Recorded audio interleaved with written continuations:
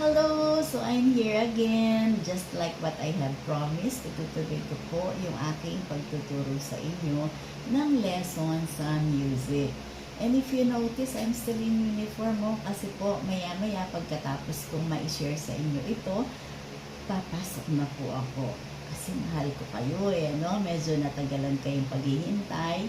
Alright, so kagaya ng nakagawian po natin, nagre-review muna tayo dun sa ating mga past lessons before we proceed to the next. Okay?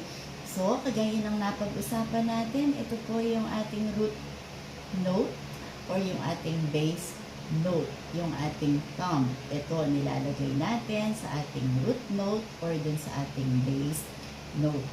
So, regular notes, C, D, E, F, G, A, B, C. Regular notes. Ulitin natin. C, D, E, F, G, A, B, C. Or Do, Re, Mi, Fa, Sol, La, Ti, Do. Okay? Regular notes. Natalakay na din po natin yung triad at saka yung mga chords na ituro ko na sa inyo yung mga major chords natin. Balikan natin for a review. Major C, major D, major E, major F, major G, major A, major B. Okay? Now, kung napansin po ninyo, gumamit na ako ng combination ng ating black keys and white keys. Sa pagtuturo ko po sa inyo ng mga minor keys, mapapansin ninyo, meron pa ng mga minor keys na pure white din. Parang dun yung mga major keys natin na pure white din. Meron din mga combination. So, ipapakita ko kung ano yung mga nagbabaliktad. Okay? Using the movement of our fingers. Tingnan natin. This is our major C, pure white. Pag itinaas ko ito, going there, so this is our minor C. Ulitin ko po. Major C, taas, go there, for the combination of our black and white keys. C, minor C, major C, minor C.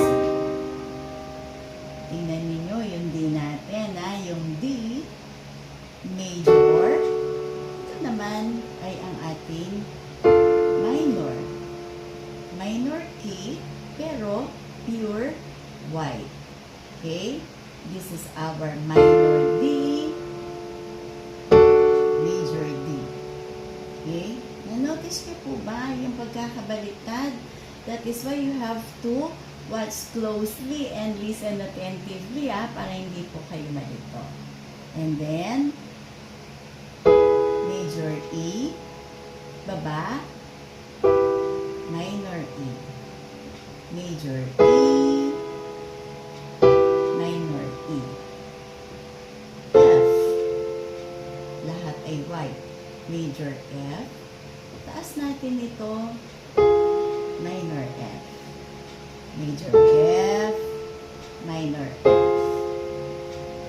G, major G, minor G. Major G, taas natin ito, minor G. And then, major A, baba natin, minor A. Na-notice niyo po ba?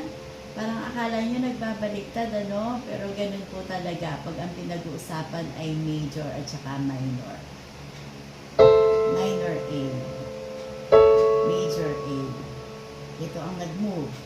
Major A, baba, minor A. Major B. Again, di ba? Ito yung bass note. B, major B po. Baba lang natin ito. Minor B. Major B. Minor B. And, balik na ulit sa major C, minor C. Pataas.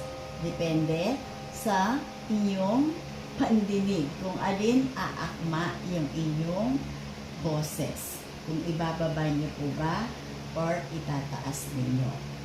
Okay?